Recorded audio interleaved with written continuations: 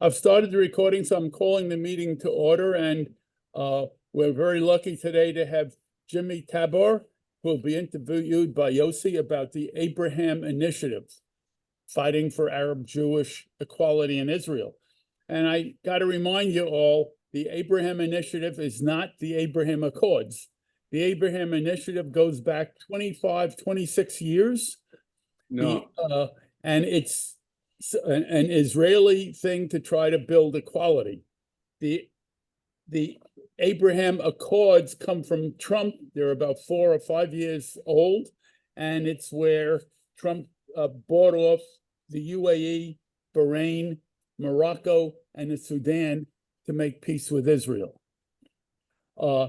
So Yossi is going to interview Jimmy. Yossi is one of us, as it were, and he's on the board of directors of the Abraham Initiative. Before we start with that, I want to go to remind people of what's coming up. And in a month, we have Amira, Gideon, and Yona, and Gideon is on the line here, and they're going to be talking, and they're all American Israelis, and they're going to be talking between two worlds, the insights of American Israelis, peace activists after October 7th. And they're going to try to help us understand why American Jews and Israelis see the world different and don't get together. And a month beyond that, we have James Dorsey, who's a big-time liberal analyst. He lives in Singapore. He's been doing this for something like 50 years. And it says September or October. In September, I'm going to be out of town, and my backup to do this is going to be out of town. And so I've asked Dorsey to slip it to October, and we'll just skip September, but we'll know more about that later. So with this, I'm going to stop the share, and I am going to turn the floor over to Yossi, who will start by introducing Jimmy, and he will then go on to interview Jimmy. Let me just say that the people who have not muted themselves, please do. There'll be a Q&A, of course, in about 40 minutes or so. So, Yossi, Jimmy, take it away. I just want to make a small correction. I'm going to ask Jimmy maybe 2 or 3 questions. So it'll not be like, and then open for everybody else to ask questions. But first, I want to introduce Jimmy. I met Jimmy a few years ago in a board meeting of the Abraham Initiative in Israel. And we started become friends. And I think I earned a good, decent person, first as a person, that I really, really like. And I'm glad that he's in Abraham Initiative, because he's the right man in the right place to engage in this work, very important work of the Israeli organization. Jimmy is now currently is the International Development Director of Abraham Initiative. Before he joined Abraham Initiative, he worked in a New Israel Fund at the Center for the International Migrations and Integration of American Jewish Joint Distribution Committee in Israel. He was born and raised in Portland, Oregon, and he earned his BA in Critical Theory and Social Justice from Occidental College, and his MA and MBA from Brandeis University, Holstein Jewish Professional Leadership Program, and Heller School for Social Policy. He currently lives in New York, Upper West Side, with his wife, Rabbi Mia Siming, and 2 children. Jimmy, what I think not everybody heard about Abraham Initiative, so take your time and give us background. of the organization. Just maybe one comment that I need to make, because it's something that happened around 2 weeks ago, I believe. The headquarters of Abraham Initiative in Israel is in a city called Lud, which is a mixed city of 70% Jews and around 30% Palestinian citizens of Israel.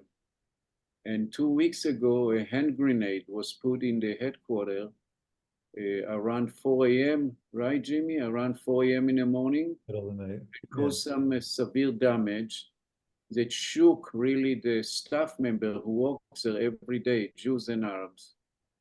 And it's a reflection of what's happening today in Israel as far as the extreme intolerance toward people who fight for equality of Arabs, fight for peace, fight for human rights, fight for democracy, fight for anything good in this world. There is a wave, a dark wave of a fascist movement in Israel that have no issue of engaging in violence, and they have their spiritual leader, quote unquote, Ben Gvir and Smotrich, who incite to a violent and incite, and this is one of the results.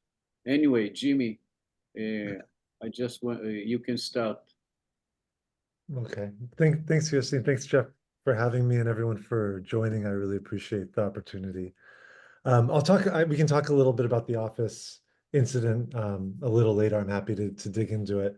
But just sort of the on one foot of the organization to place things in context. So the Abraham Initiatives, we've been around actually 35 years, founded in 1989. And we operate inside of Israel, inside the Green Line, focused on Israeli citizens. As many of you probably know, about 20% of Israeli citizens are Palestinian. And we're working to build an Israeli society with full equality shared among all Israeli citizens, right? And so, one of the big challenges that we face in Israel is that there's been a lot of progress towards this idea of shared living, right? The idea that people are able to live in close proximity to each other. More and more neighborhoods are becoming mixed, towns are becoming mixed, regions are becoming mixed in Israel. But one of the major challenges is that the efforts to build equality often stop at this idea of having tolerance and being in proximity to each other, right? People are now used to working in the same space or going to doctors with people from other communities or shopping centers or these sorts of things. But when it comes to the issue of sharing power, that's where you start to run up against boundaries. And so really what the Abraham Initiative is focused on is creating a truly integrated society where the decisions are made between and with everyone from the community at the table. The organization, originally started as a grant-making organization way back, funding organizations that were building what was called then coexistence, right? This was during the Oslo period, and we were, everyone was really bought into this idea that if you can bring people together across difference that see each other's common humanity, that those relationships will then sort of spiral out into broader society and lead to peace and equality and all of the things that we're working towards. But what we found, when the Oslo period ended and the Second Intifada erupted, that it really wasn't sufficient. Building relationships on an individual level don't actually change the structures in Israeli society that I talked about, that facilitate the inequality that people experience on a day-to-day basis. So what's actually necessary, what we believe as an organization, is that we need to transform the structures of Israeli society to facilitate equality. So, setting aside the last, looking at the calendar, the last 10 months or so, in normal times, quote unquote, what the organization is doing is we're functioning as a laboratory where we're building model policy recommendations and programs that we test on the ground and develop proof of concept, that we then are convincing decision makers and institutional partners to adopt and scale, right? So for example, we as an organization, a small organization, are not in a position to take responsibility for the Israeli education system, where so much of the inequality is born through the segregated education systems. But what we believe is that we can create programs that have the potential to radically transform the way that education is delivered in Israeli society and convince the Ministry of Education to adopt and scale these models. So we're doing this in the areas of education, primary education, higher education, pre-military academies, and so forth. We're also doing this around service delivery. Everywhere the government's services are delivered in Israel, there's significant gaps between what Jewish citizens and Palestinian citizens receive. Nowhere is that more prominent than around life-saving services. On a day-to-day basis, that plays out. Yossi mentioned the Minister of National Security is responsible for the police. On a day-to-day basis, that plays out in the epidemic of violence and crime within Arab society that's largely ignored. But then even, we'll talk a little bit about this after October 7th, we saw how the systemic neglect in access to life-saving services played out and continues to play out for the Bedouin community, the vulnerable Bedouin community in the Negev. And then the third area that we really focus on is around equal representation. And we'll talk a little bit about this, but in recent years, that's really focused on participation in the democratic process. The previous rounds of elections driving turnout in the Arab community, pushing Jewish political parties to be open to shared political leadership. And in the year before, the first year of this current government focused on creating opportunities for Palestinian citizens to participate in the pro-democracy movement against the judicial reform. And that has continued since the war. So that's really the organization on one foot. Yossi, I'm happy to go into more depth about any of those, or if you want to talk about sort of what's happening now, happy to go there too. Maybe you can please mention specific programs that Abraham Initiative have been engaged, and what was the impact of this project?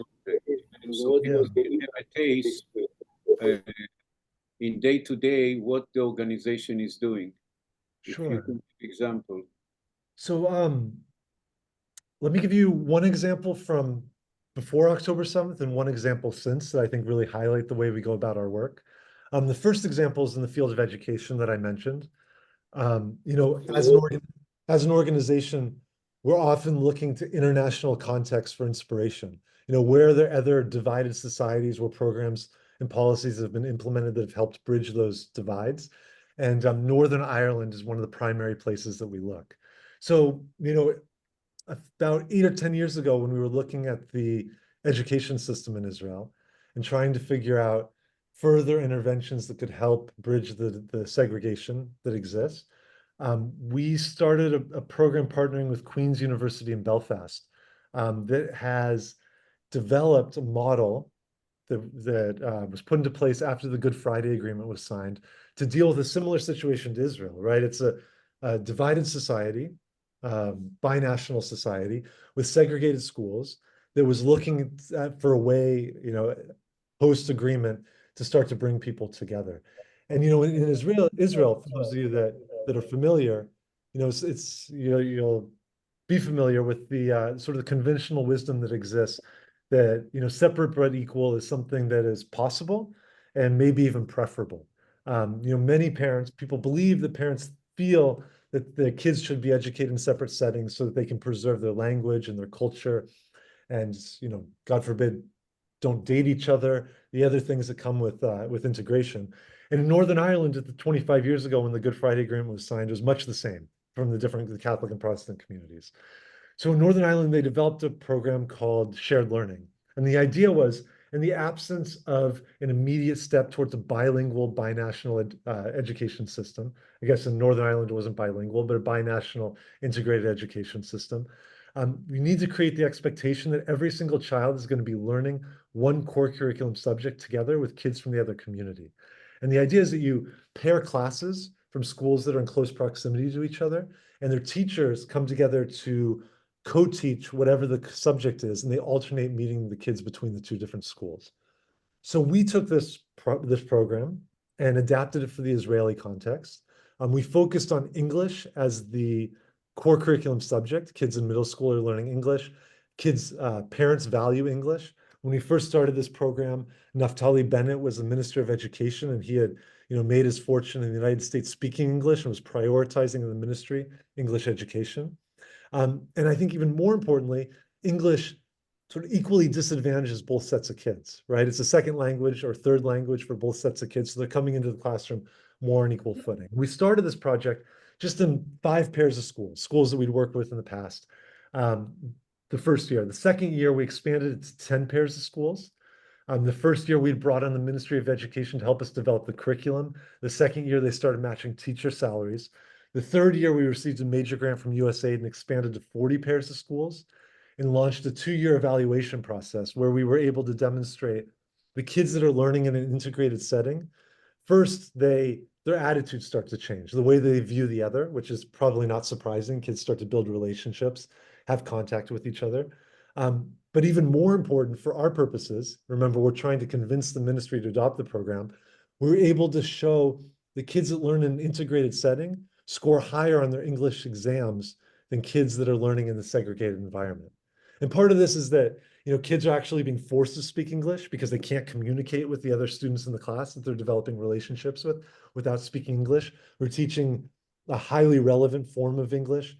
We were actually embedding in the lessons values of shared society and equality, the types of things that we're trying to cultivate. And we came with these test results, or these evaluation results, came out in April of 2021. And you may remember May of 2021 was when we saw terrible violence in Israel's mixed cities with the last conflict with Gaza.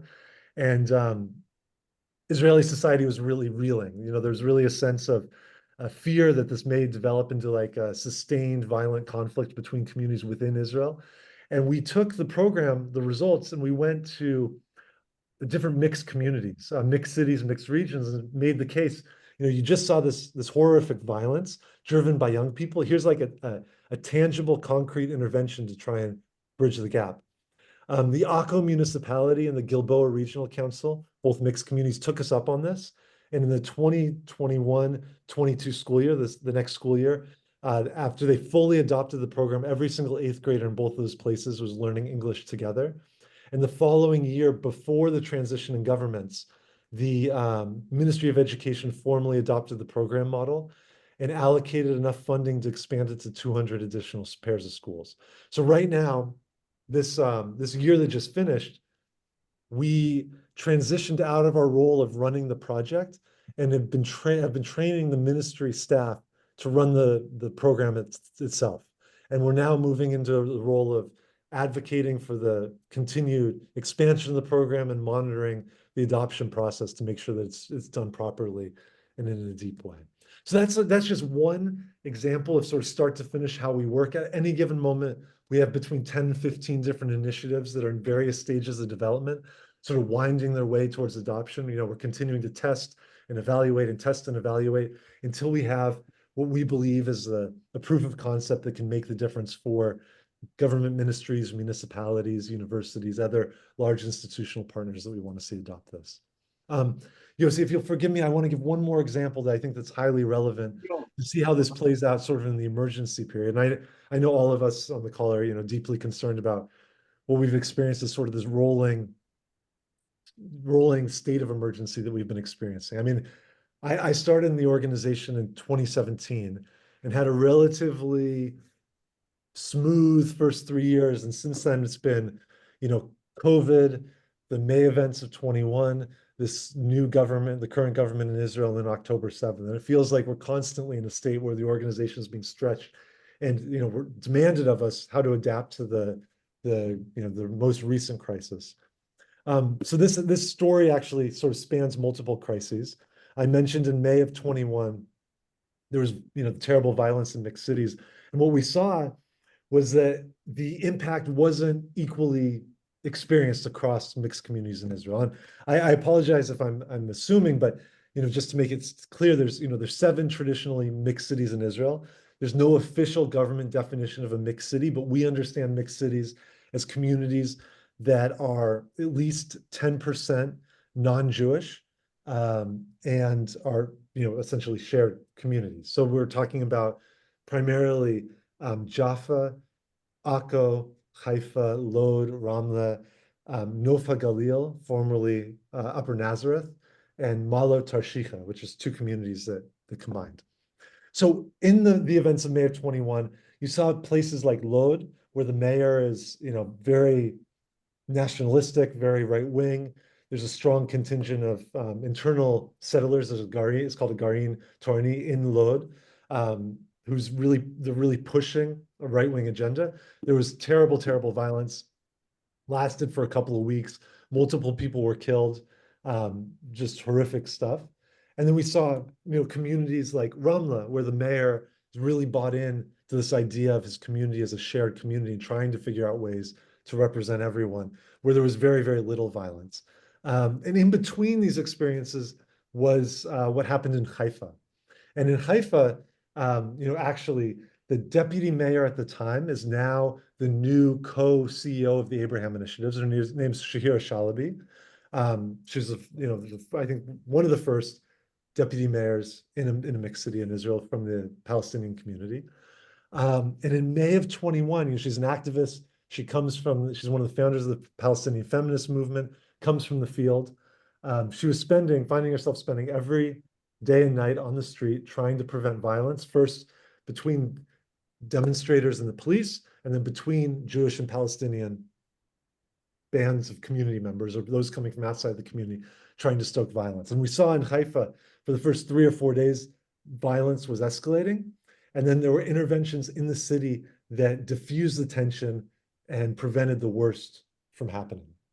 So after the events of May of 21, before Shahira was working with us, we approached her and a researcher at Haifa University named Rolly Rosen to try and do a case study to figure out, what worked, what were the interventions looking at the different communities and especially at Haifa that actually prevented violence from escalating and could be taken as a model moving forward in emergency situations. And the model that they documented was essentially that what's necessary is you need activists at a community, at like a neighborhood level, that are working together with a overarching sort of coordinating situation room of activists who are in close coordination with the mayor and city council, the municipality, who are working with the police and other life-saving services to flood resources as things come up, to really intervene before things escalate in a serious way, which may seem like common sense, but was not what was in place in most communities.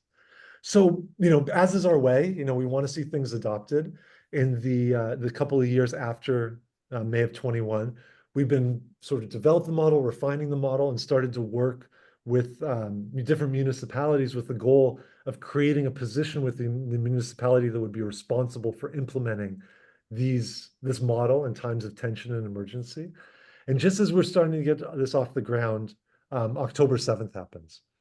And, on that day, everyone was obviously horrified by what was happening.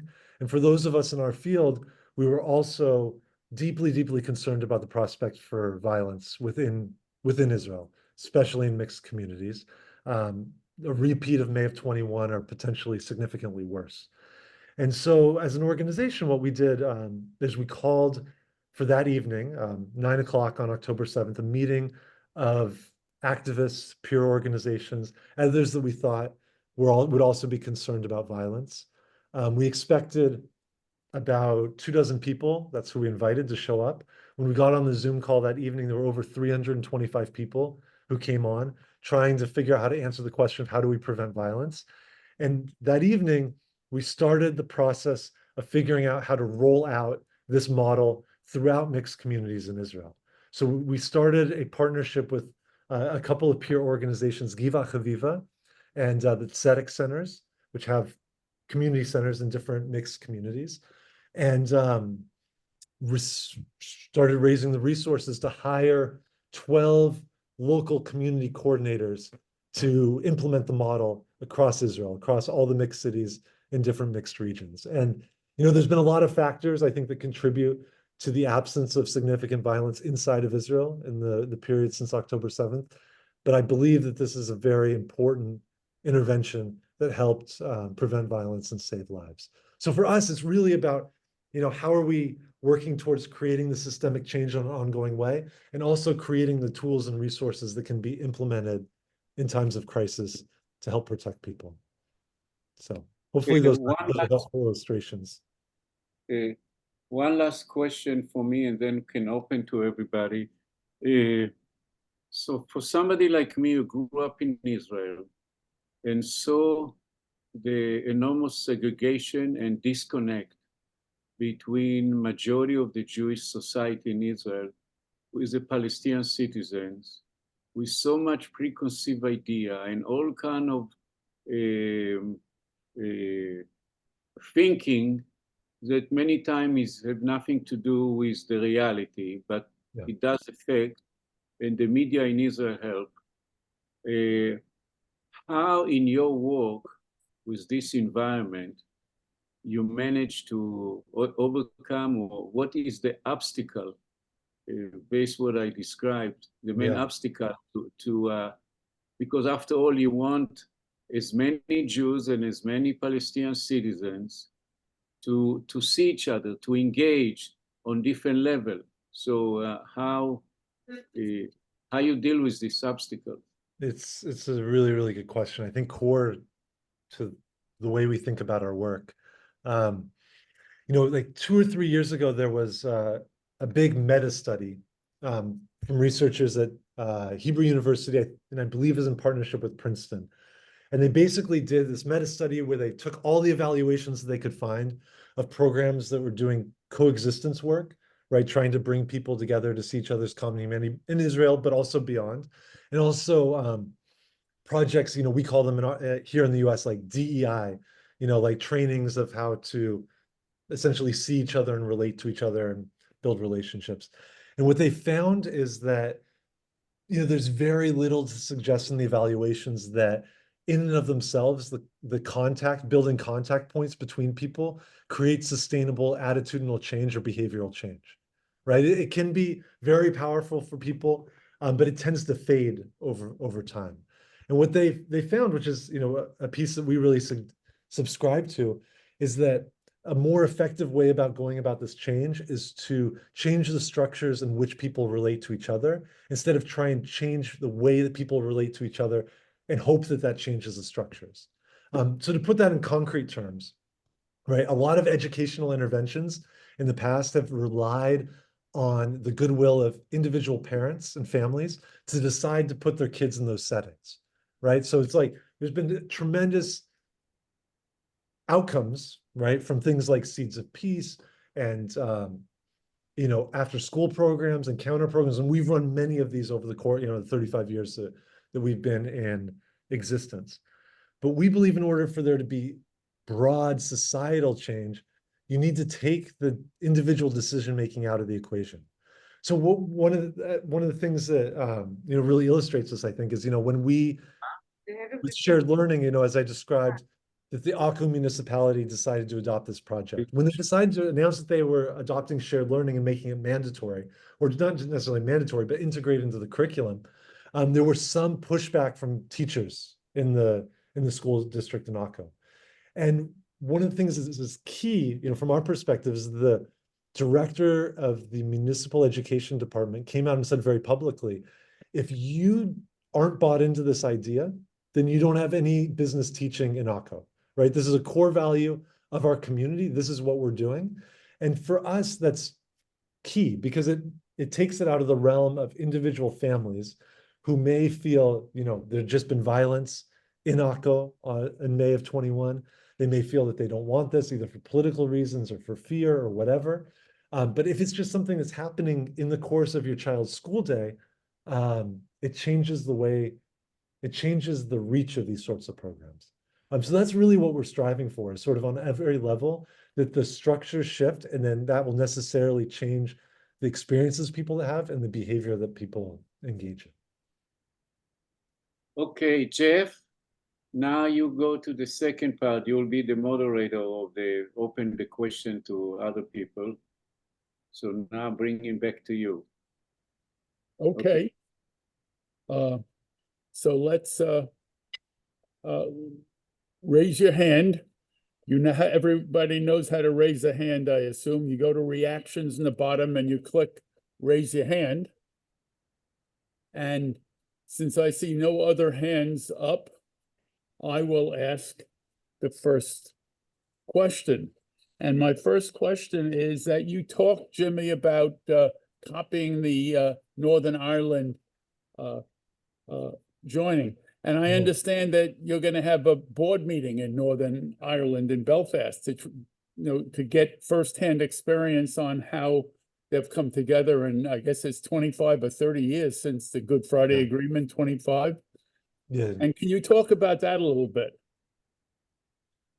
Yeah, so I mean, we've taken a lot from the Northern Irish example. There's the shared learning program. There's also models around community-based policing in a mixed society that we've done work in, that also work with how to govern on a municipal level in mixed communities.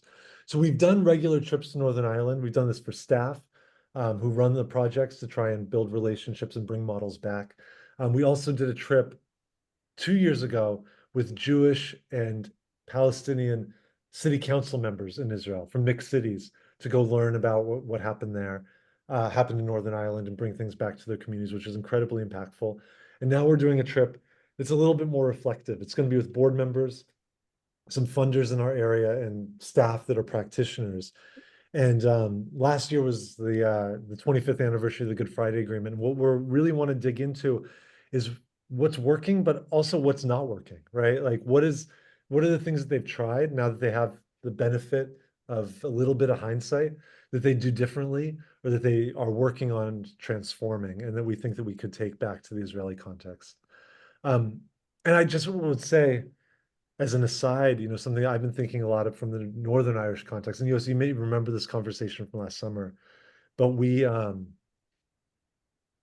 sadly, I think the situation in Israel today may be more analogous to the way things were in the mid-90s in Northern Ireland, with the conflict, becoming more violent in a more direct way.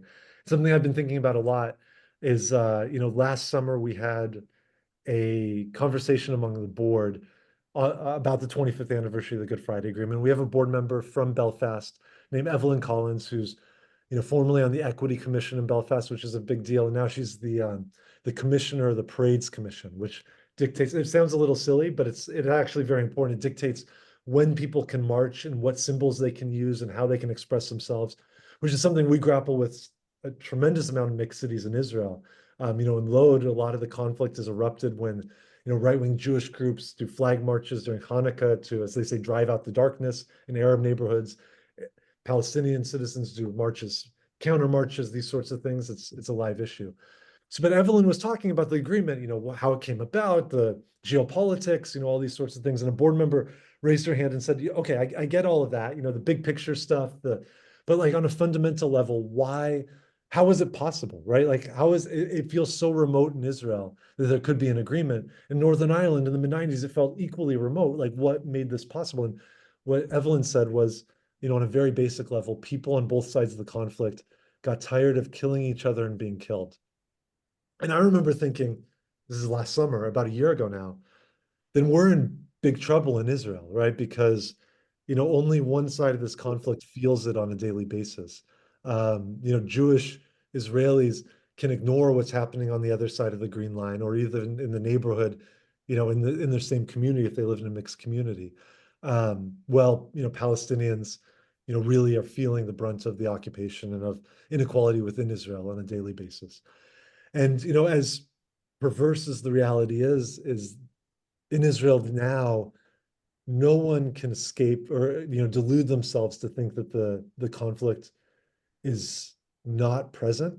No one can, the old assumptions about, being able to live and manage the conflict have been, burst in many ways. And what's happening now, we're really in a state where the future of Israeli society is up for grabs, much the way in Northern Ireland it was, as the conflict was escalating there. And so I just, I've been thinking a lot about that. And I think for those of us here, sort of with our value set, there's, an urgent charge to lean into this. The right wing in Israel has a very clear vision of the future, an apocalyptic vision of the future, and they're in a position of power and working to implement that. And those of us that have an alternative vision, it's up to us to really push strongly now to ensure that there's a possibility it's realized. So that's what I'm thinking about Okay. on Ireland at the moment. Okay, I want people to remember that because I've got a follow-up question, but Uri's got his hand up, so let me give Uri the floor right now. But I'm gonna come back to that issue. Please. Uri, go ahead. Thank you. Thank you. Thank you, Jimmy, and thank you for your commitment. I have a few questions. First of all, do you have any hard metrics by which you can actually measure your success or improvement on the issues? That's one question. Okay. Other question, do you have any kind of relationship, formal or informal, with Neve Shalom Vahat Salam? Okay. Because they're doing some other experiment along the same line, but completely different. And they've been at this for, I don't know, 50 years by now, or 40 years. And the third question, were you able to pull any politicians into the whole thing, or this is just, you know, a pie in the sky that the Israeli politicians are gonna just laugh at you? So Yeah. these are the three questions that I have for you. These are excellent questions. All right. So hard metrics, you know, there's a couple of different levels that we look at this, right? On the sort of the micro level, we're looking at the individual interventions and understanding the impact that they're having. So everything we do, you know, because our model is about convincing decision makers to adopt the program, everything's evaluated in a very rigorous way. So we're able to demonstrate, you know, as I said in the shared learning program, the impact that's having in employment programs, the impact it's having, and, you know, so on and so forth. But really, you know, what we're looking for and what we're looking at is the impact it's having on Israeli society as a whole, right? And so virtually all of the trends around the issues that we're working on are pushing in the right direction in Israeli society, right? You know, if 10 years ago, Arab students were severely underrepresented in Israeli universities. Now they're represented at the level that you would expect based on their portion of the population. And now our interventions are focused on ensuring that they actually complete their degrees, right? You know, about 15 years ago, a great deal of our work was focused on employment for women. You know, the Israeli government had basically given up. They thought it was a cultural that Arab women would not enter the workforce. We developed an intervention that would prove that wrong. It was a roadmap for the different ministries to implement. They've adopted it, and we've seen employment steadily rise. So these are the things that we're looking at, you know, sort of so on and so forth, that there's progress being made, not enough. And one thing that I will say that I think is underneath, you know, sort of your third question I'll get into is that our success is not wholly dependent on who's in power in the national government, but it's deeply impacted by it, right? So, you know, in the past, we've had a lot of success working with right-wing governments. You know, it hasn't been, you know, like they are calling us into problem solve with them the way that they were in the government before this one, right? Now they're more left-leaning governments, but they've been open to things, and you've been able to make cases for the importance of this on terms that they can understand. You know, a good example of this is Netanyahu, I believe it's 2015, 2016, you know, adopted a government funding resolution 922, which dedicated, you know, tens of billions of dollars to equalizing the investment in Jewish and Arab communities. And the case that was made for that by us and other peer organizations was really focused on the economic benefit to Israeli society. And that's something that there was an openness to.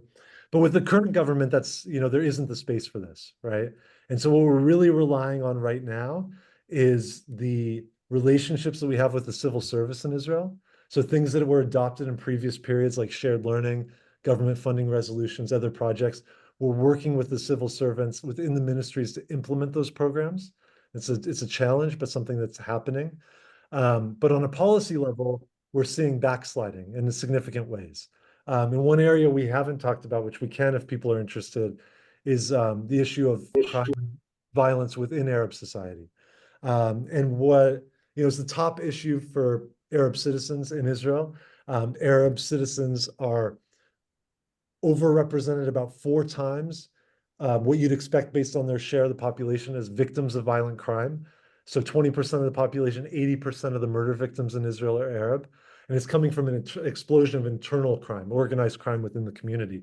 And we saw in the government before this, real dedication to addressing this program, billions of shekels invested in government resolutions to fight the problem, a real interest in the government. We saw for the first time the year before last year, a decrease in the murder rate for the first time in over a decade. It went down.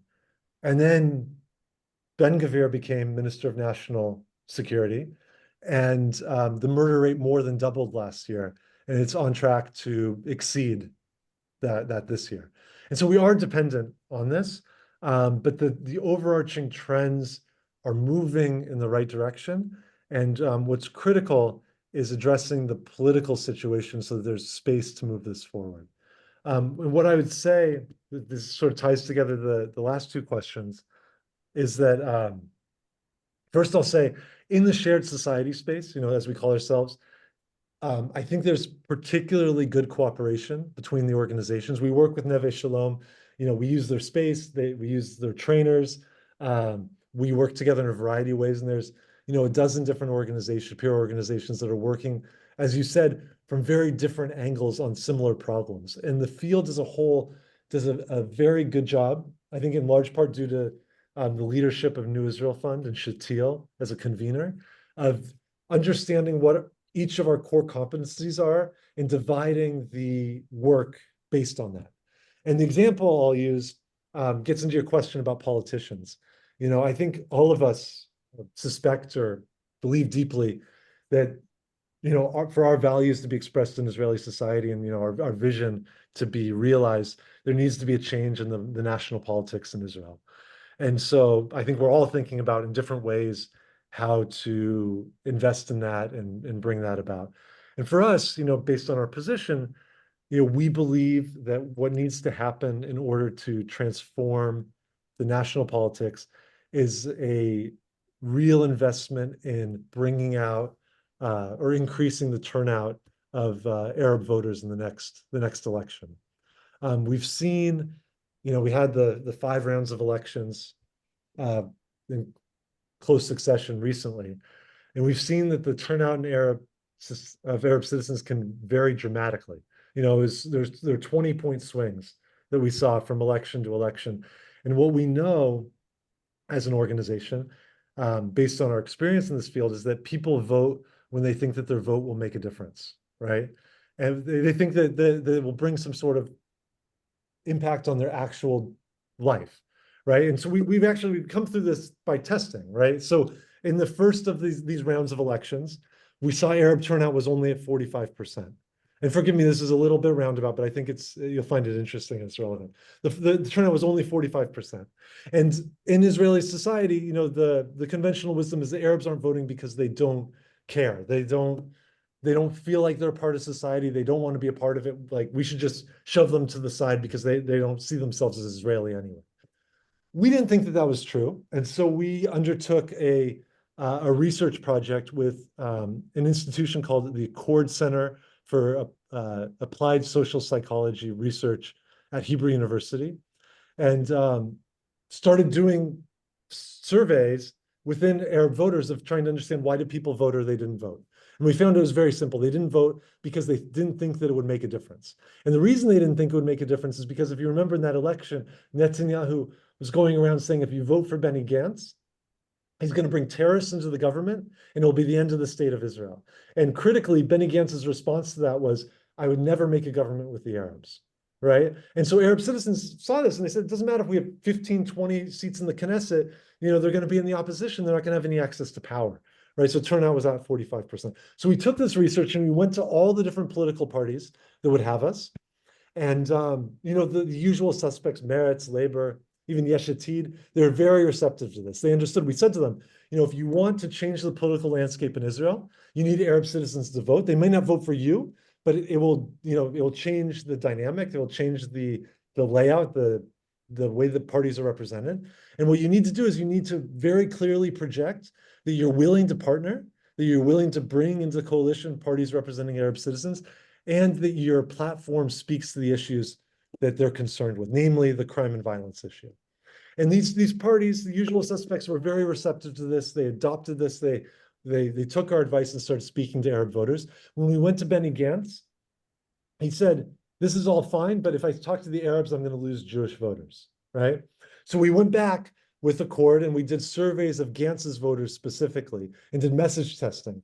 And we were able to come back to him and demonstrate that if he used the messages that we were recommending, inclusive messaging, his voters were actually more likely, 15% more likely to vote for him again. And when this happened, he did a dramatic about face. He did a landmark interview on Arabic television. He started campaigning on issues of violence. Posters started going up in Arab communities.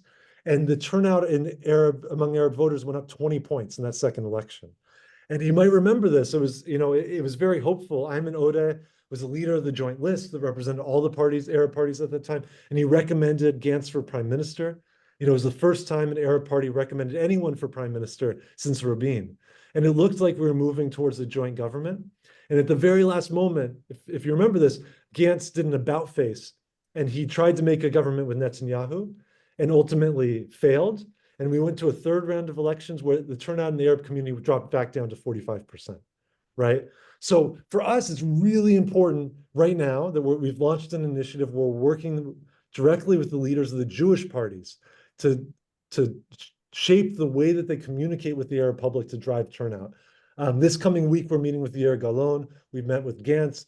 We've met with Lapid. We're talking with them directly about the ways that they speak with the Arab community. And so, to answer the question about our relationship with politicians, we have a very close relationship with basically half of the Knesset, and it's a matter of whether, if they're in the seats where the decisions are being made, then we'll have access. And if they're not, we won't. And this is to say, it's not just us, it's others in our field and other fields that represent our values. It's critically important who's in those seats. So that's what we're working towards. So. Okay, Gideon. Thanks, Jimmy. Thanks, Yossi. It's very good. I had two questions. The first one, I wanted to talk about the crime in the Arab community.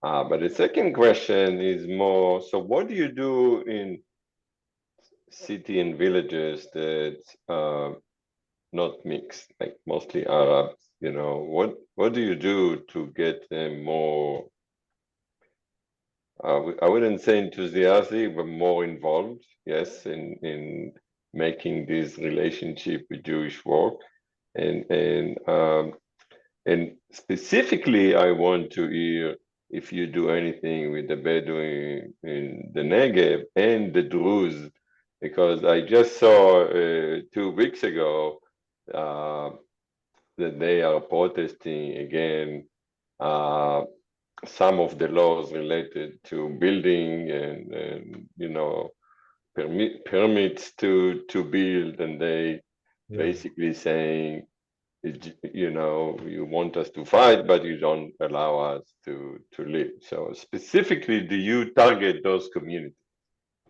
Yeah, these are good questions. So our point of departure, just generally speaking, is that it's critically important that the state of Israel, that the government of Israel demonstrate to Palestinian citizens, Bedouin citizens, Druze citizens, that the state cares whether they live or die, right? And for us, that's one of the reasons that the issue of violence is so critically important. And the issues around investment in resources is critically important. You have situations where, I think all of us are familiar, there's gaps, but it's like that for Jewish society in Israel, in a lot of ways, the systemic neglect has just become normalized. And our fear is that the issues of violence are becoming normalized as well. And just, I'll give like one micro example specific to the organization and talk more broadly speaking. Yossi mentioned the grenade incident in our office a couple of weeks ago. There was a lot of fear initially that it was ideological. It turns out that it likely wasn't. It was actually organized crime. And You know, we're in Lod, it's a mixed community. We work on issues of crime and violence. We've had staff that have been threatened in the past because of our work to try to undermine these crime organizations. And so when there's a, 2 a.m, a grenade was thrown down the hallway of our building. It was, it was first thought that it was ideological. And at that point, the police were very interested. There was a lot of activity. They were, it was in the news. It was, and then when it became pretty clear that, probably we weren't the targets. There's a couple of businesses on our floor that may be involved in organized crime, and this may be more related to them than to us. The police have completely lost interest in what had happened. They basically said, just there's no reason you can't go back. You shouldn't go back to the office. It likely wasn't targeting you. It's just the way it is. It's basically what the message is, and this is what we're really trying to combat within Israeli society, because we think that, as you're saying, to bring people in from these marginalized communities, they need to feel like society cares about them. So on a macro level, our focus has really been, for a long time, for 15 years, has been on this issues of violence. Initially, it was around working directly with the police, cultural competency training, trying to shift more towards community models of policing.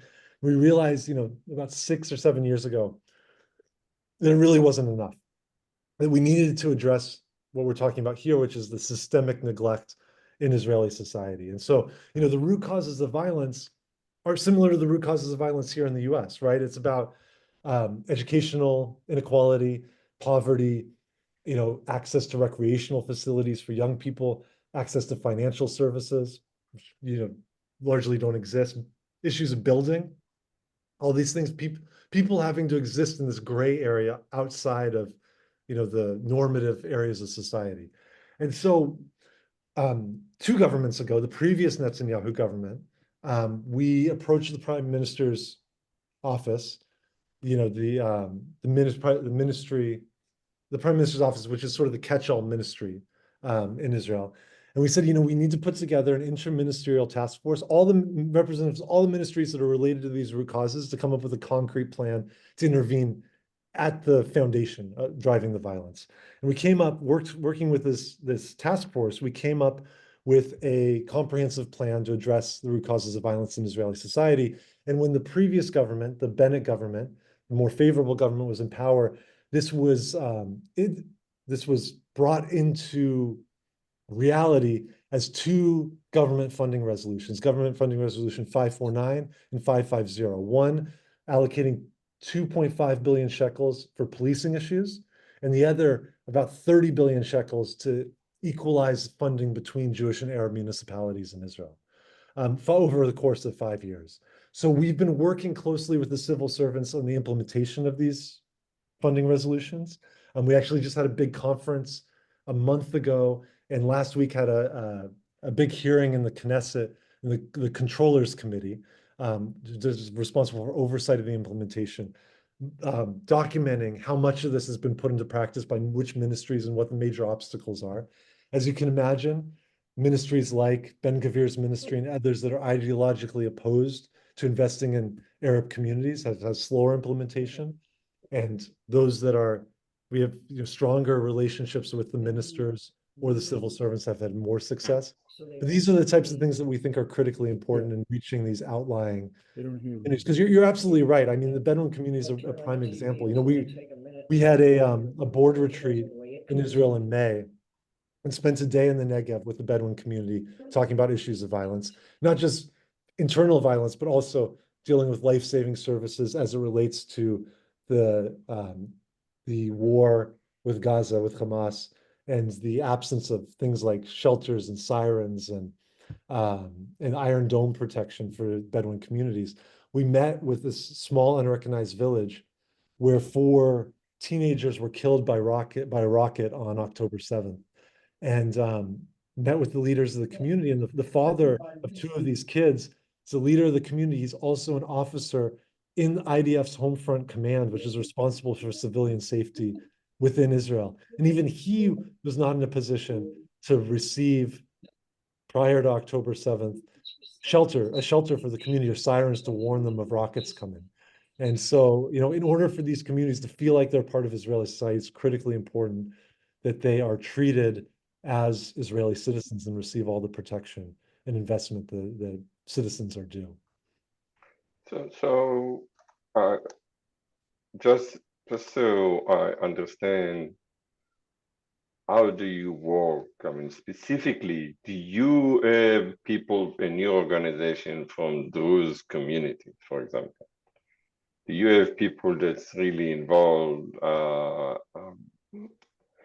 in your activities that you can see you are making inroads in those communities? Because they serve in the military, that's completely different. Same way with the Bedouins, they serve in the military. So how do you deal with those people? Do you see them involved or getting involved? Or do you hope they will be involved? So our organization is fully integrated, right? So we have co-CEOs, Jewish and Palestinian, and programs are co-led, Yes. sort of all the way up and down the organization. So, for example, the violence program, we have a coordinator, Yes. a Bedouin woman in the Negev who's running, we call personal security courses for young adults and women to build skills to be able to respond in emergency situations. Okay. Someone from the community, because as you're alluding to, it's critically important. In order to recruit people, you need to be represented in the Yes. community. And that's the way it is, sort of up and down in Jewish and in Arab communities that we work But with. you don't have Druze in your leadership. The Druze community views itself in a little bit of a different way, right? They're better off socioeconomically. They're more integrated into Israeli society. And you see the way that they advocate for themselves. They often position themselves outside of the Arab minority, right? So if you've been following the challenges around the nation state law, the law that was, the constitutional amendment essentially that established that Yes. there's two classes of citizens in Israel. Yes. The Druze have been advocating outside of the Arab community for a carve out specifically for them, leaving behind everyone else. And so, we relate to the Druze community. There's overlap in the issues, but the community leadership isn't as interested in I see. positioning itself this way, in my experience. Okay. So, Okay. Thank you. Thank Yeah. you for those answers. for sure.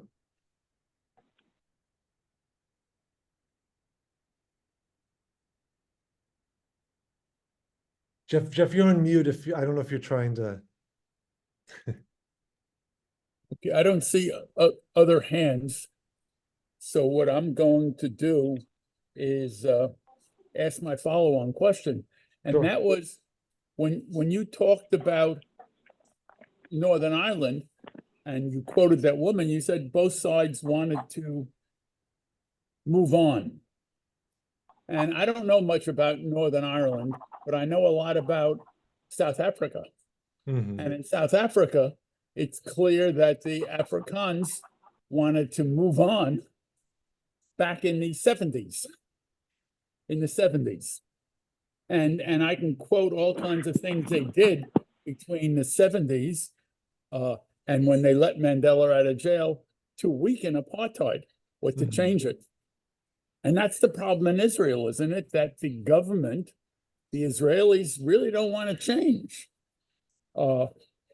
And so I guess I'd like you to comment on that. And also the current government is the sort of the worst that we've had ever. And so this government must make it much harder to do your work. And I guess I'd like you to comment on that too. Yeah. So I think that, it's a challenging question that you pose, right? I think that, it's really important to remember that despite the terrible government that's in place now, it was elected with a minority of votes cast in the last election, right? As a result of various parties not reaching the threshold. Sorry, I don't know if, let me see, there we go. And so Israeli society is deeply divided, right? It's not just because it's the most right-wing government in Israeli history does not necessarily mean that the Israeli polity is that much skewed ideologically. There are extremely worrying trends, don't get me wrong, right? Like this government was elected on the backs of young voters. The dynamic of the way that the rightward shift among young people in Israel is incredibly worrying. But from our perspective, there is a real opportunity now, moving into the next election period, based on what I said about the way that the last vote went, based on the strength of the pro-democracy movement that we've seen over the last year and a half, and based on the situation that we have now where the taboo on shared political partnership has been broken, right? Before the previous government, it was unthinkable that there would be a government in Israel that included parties representing Arab citizens. And now that's accepted as a potential for future political, the composition of a future coalition. And so, we have a situation where the center and the left, if up until the last government was trying to reach 60 seats, well, excluding, 10 to 15 seats, because they were automatically excluding, the Arab parties, which in many ways are natural partners. There's now a much wider field to draw from. So for us, it's, the potential for the success of our work and, the expression of the values that we share in Israel is really critical, the outcome of the next election, that not only rejects this extreme right-wing government, but that it creates a balance that's tilted towards the possibility for these things. As for the Israeli society as a whole, it gets to, what I said earlier, which for us, I can point to lots of different cases that signal that people are more open, on an individual level.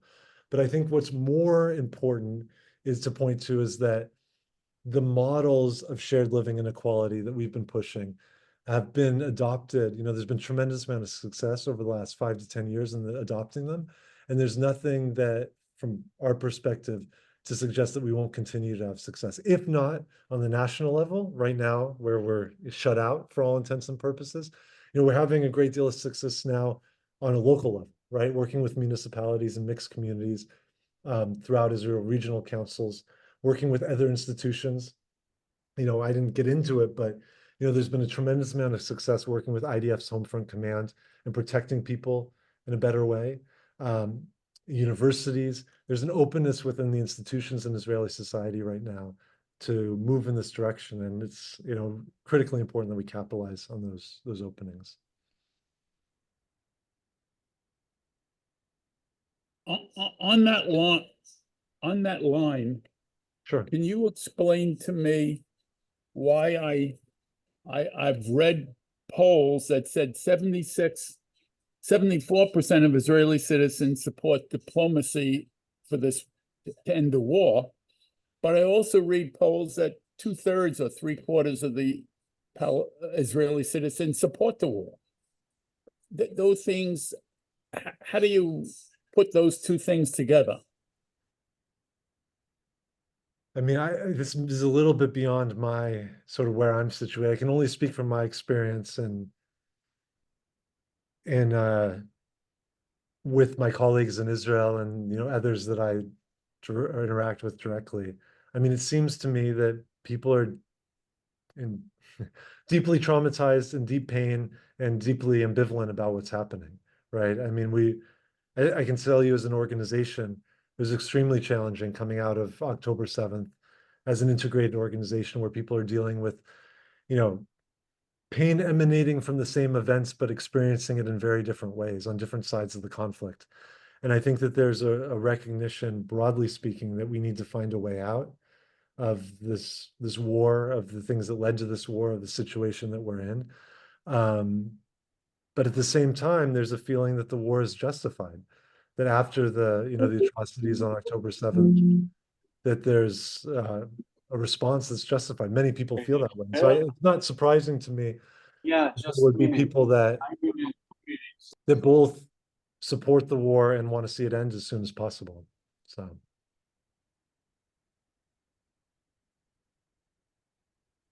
Oh, you're on mute, Jeff. So Jeff, you're on mute.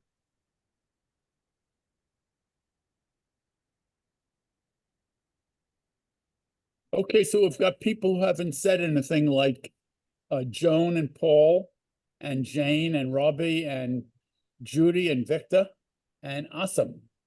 Are there any brilliant things to come out of you people?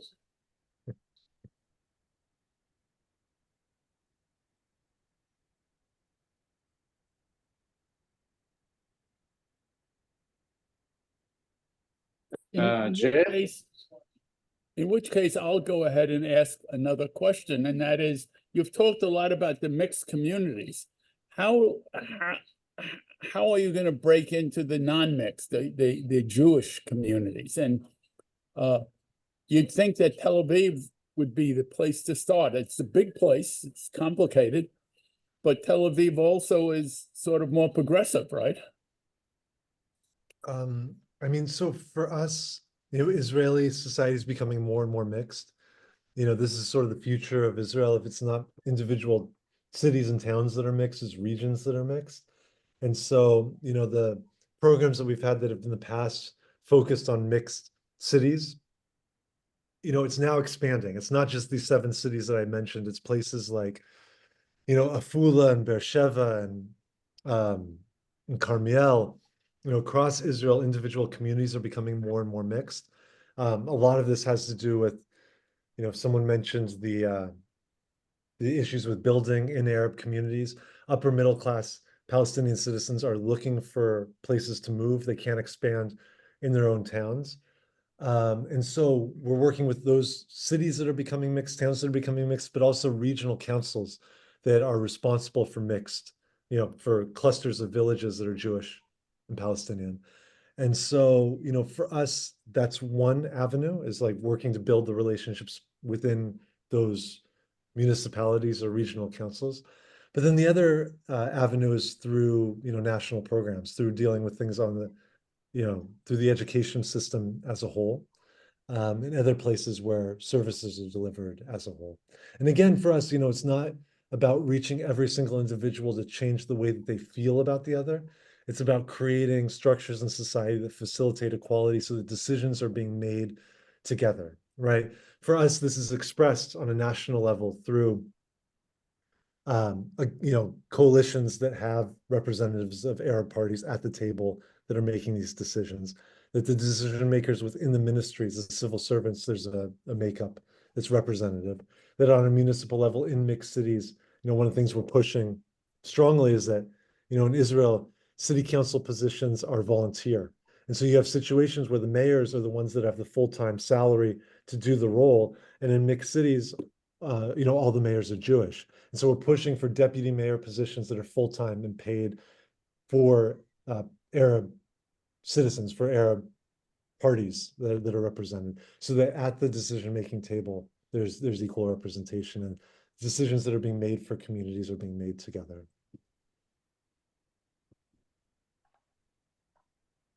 Yossi, your hand is up. Yeah, I just wanted to share something that with Abraham Initiative. When I was there in 21 or 22, I don't remember, we went to University of Beersheba. And we met with a deputy dean, which is a Bedouin professor woman of the university. And she was fighting for a long time to have a committee of faculty and students to deal with the issue of racism in the university. She managed the university to agree to this. And right away, many Arab students start coming to this committee to complain. And what they found out that the main harassment of being a Palestinian citizen came from the security of the university. They are the one who harass them, stop them, and whatever. And the university in the beginning didn't know how to deal with it because, it's all mostly macho male who have been hired to do this, and their attitude to our Arabs is always very negative. So somebody suggested to approach Abraham Initiative because they have some experience with this. So they suggested to university to take all the security people and to send them to kind of a workshop that will be run by one Jew and one Arab from the Abraham Initiative, how you deal with Arabs in general, how do you deal with it? Because actually nobody told them that their job is to protect the students and not to harass them because they are the security of the university. So they have around 2 weeks of workshop was given by, I'm not sure who's from Abraham Initiative gave them, but for the first time, the entire security people had to face Arab in a, what they call in a eye-to-eye level, and help for them how you talk to Arab in general, how you deal with them. And what came out after 2 weeks, that the level of harassment by the security went down dramatically. Just having this special workshop that run by Abraham Initiative. And this was kind of, it's happened in one university, and it did affect how the security start dealing with the Arab students. This was amazing how 2 weeks. Now I know from what I observed that, maybe Jimmy, you can elaborate, that on an ongoing basis, they introduce from some institution in Israel called Mechina, which is young Israeli, mostly Jews, are preparing for academic study, and they can delay the army service later or something like this. And many times, many of those get introduced to the Arab community, how they live, what issues, whatever.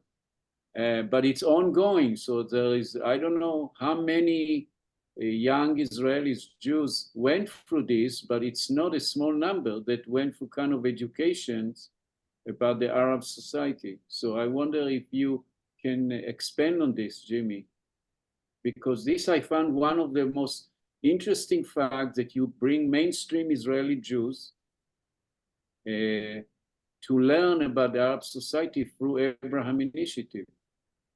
Yeah, I mean, it's an intervention that we do that's designed to try to disrupt the rightward shift among Israeli young people, Jewish Israeli young people. So we have a program that's operating, scaling up both in Jewish high schools and in pre-military academies. It's designed to expose students on equal footing to representatives of Arab society. So we have educators that come in and they do sessions, ongoing sessions over the course of the year with students to expose them in a way that they haven't been, because they're coming from these segregated backgrounds. And so it's been very interesting. We've seen this year has been especially difficult, post October 7th. But what we've found is the mechinot, the pre-military academies that we work with, are asking for more. The young people are asking for more, and the stories that we hear of the impact it has for them, going into their military service to actually understand and relate to people that are coming from the other community is tremendous. And I'll just give you one example. We had our educator Anram, who's Palestinian from East Jerusalem. She was giving a course over the course of a year, a couple of years ago, during all these rounds of elections, to one of the pre-military academies. And there was a student who was a daughter of a prominent settler family who was there. And through the course of the year would sit in the back, and Anram would say she didn't really know how to read her reaction, sit silently in the back. And by the end of the course, she came up to her on the last day and the student said, we have to vote. Voting is happening in a couple of weeks. How can I vote so that I don't hurt you? Which is just remarkable, right? It's like, it's humanizing for the first time, for someone that's been cut off for their entire life from the other side. and it creates this sort of level of empathy, and it shifts the way that people think about things in a very dramatic way. So for us, it's very important that there's a point of intervention, and the pre-military academies, as Yossi, you alluded to, is extremely important, because it's also where future leaders of Israeli society are being molded. Sort of the elite go to these institutions before their service or leadership development courses. For us, it's important that they have this level of exposure at that point.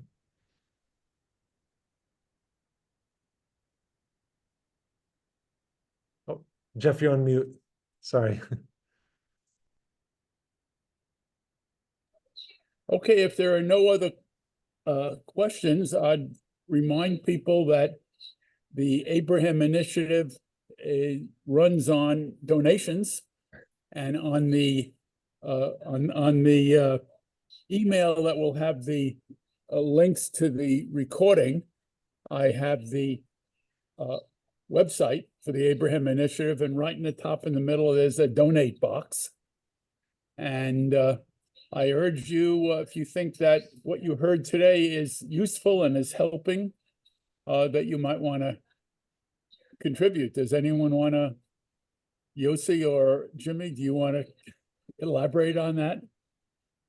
I really appreciate it. It's just, as I said, this is a critical moment for Israeli society, and whether it's through us or others in the field, please lean into getting involved. I'm just grateful for the opportunity to share with you.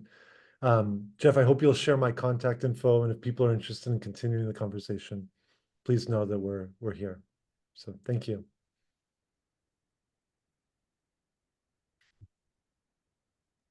Okay, Thank so you, therefore both of you. call the Thank meeting you, over, Jeff. and I thank everyone Great. for coming, and I especially thank Jimmy.